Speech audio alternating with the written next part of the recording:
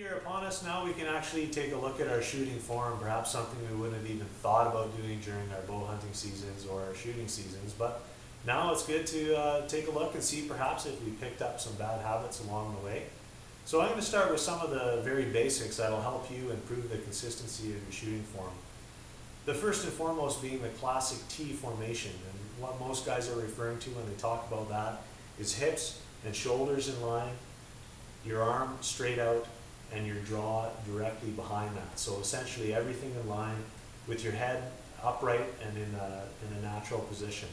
So I'm going to demonstrate this with my bow, and I know there's probably a lot of guys out there that are going to point out perhaps some poor shooting form on my part, but that's okay. I'm going to demonstrate it and point out a few other things that you can use as a reference to help improve the consistency of your shooting. So basically, this is what you want to look for. Again, that classic T formation. Bring the bow out, draw it right back, and everything should be in a relatively natural position. You notice I haven't dipped my head to bring my sight picture into alignment. So that's really kind of the key point, is you want to bring that bow back to you. There shouldn't be any adjustments that you need to make, especially from the shoulders up, to get that sight picture where you want it. Now that being said, there are a lot of references that you can use. As you notice with that draw, I was able to get the string off my nose, and that's not always going to be possible with some of the shorter axle to axle bows, especially when you get into a 29 or a 30-inch draw. But it is one that many people can use, and it's a good one to have. The other thing that I just got back onto was the kisser button, and I know this is going to be hard to see, but this is put out by a company called Pine Ridge Archery.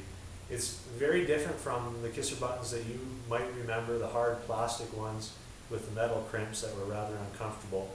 But this is an excellent reference to have. So in addition to the string off my nose, the kisser button fits right in the corner of your mouth.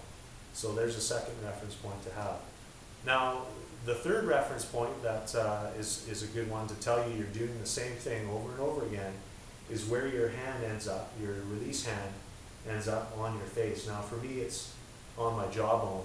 For other guys, it'll be different, but you'll get a feel for where it is, and when you've reached that point, you know you're doing the same thing over and over again.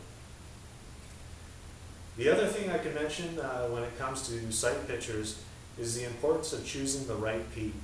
Now for guys that are hunting, they want the most possible light, so generally they're looking at a larger sight aperture than most. But you want to make sure that it works with the sight housing on your front sight. Now what I mean when I say that is most sight housings are usually around 2 inches. But what you're looking for at full draw is you want this sight housing, and oftentimes the outline they give you here, to just fit inside the sight picture of your peak. Now that's going to give you another valuable reference, is if that sight housing is lined up perfectly within that peak, again, you're doing things consistently, which is what you want for the best possible shooting. So there's some tips, some of the basics that you can check, and this will definitely help improve your shooting accuracy. So try them out.